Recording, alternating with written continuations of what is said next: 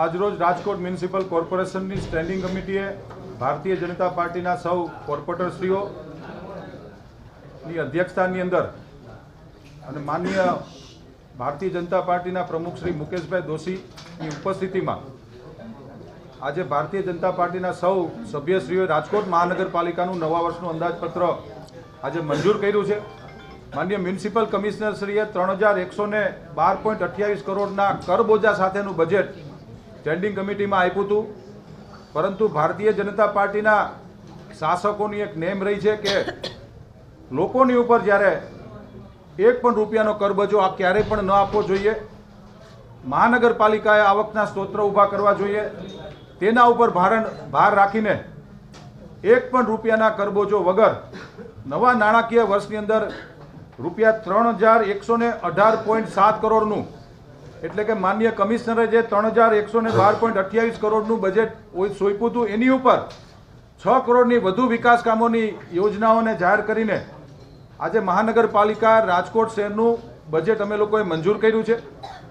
જે કરવેરા માનનીય કમિશનરશ્રી દ્વારા સોંપવામાં આવ્યા હતા એ ભારતીય જનતા પાર્ટીના સૌ શાસકોએ આજે નામંજૂર કરીને શહેરના સર્વાંગી વિકાસ માટે 18 વોર્ડનો પેરેલલ વિકાસ થાય એના માટે આજે મહાનગરપાલિકાની સ્ટેન્ડિંગ કમિટીમાં બજેટ મંજૂર કરવામાં આવ્યું છે। હેમિનભાઈ, ખાસ નવી યોજના ઉમેરવામાં આવી છે, એમાં મહત્વની યોજના મોટી યોજના કઈ છે?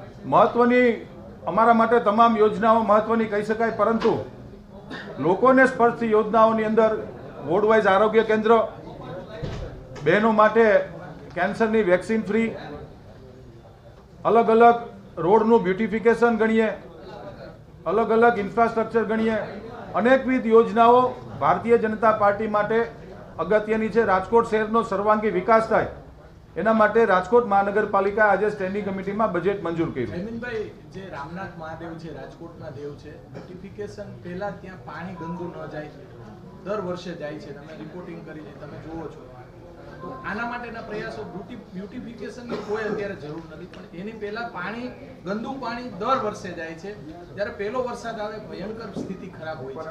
બ્યુટિફિકેશન શબ્દ એક હેડ છે, પરંતુ રામનાથ મહાદેવને પડતી તમામ મુશ્કેલીઓ, આપનો પ્રશ્ન ખૂબ સારો અને સાચો છે। ત્યાં જે કાંઈ પુલનું નિર્માણ કરવાનું થશે, જે કાંઈ પણ કચરો જે પ્રકારમાં વ્યાપક પ્રમાણની અંદર ઉપરથી આવી રહ્યો છે એ બધો અટકાવીને નવા બ્રિજનું યા નવા પુલનું વાઇડનિંગ કરીને રામનાથ મહાદેવ મંદિરનું બ્યુટિફિકેશન માટેની એક આ યોજના છે। શબ્દ બ્યુટિફિકેશન છે, પરંતુ એક કોન્ક્રીટ આયોજન રાજકોટ મહાનગરપાલિકા દ્વારા રામનાથ મહાદેવ માટે કરવા જઈ રહ્યા છીએ। હેમિનભાઈ, આજી રિવરફ્રન્ટની યોજના છેલ્લા 3 વર્ષથી બજેટમાં આવતી હતી, આ વખતે નથી કરવામાં આવી? ના, ગયા વર્ષે પણ આજી રિવરફ્રન્ટની યોજના નથી લીધી, નવા નાણાકીય વર્ષમાં પણ નથી લીધી। વાસ્તવિકતા મુજબ આજી રિવરફ્રન્ટની યોજનાને ટેકનિકલ અનેક સ્થિતિઓ અને ખામીઓ નડી રહી છે, જેના કારણે ચાલુ નાણાકીય વર્ષની અંદર આ યોજના અમે લોકોએ બજેટમાં નથી લીધી।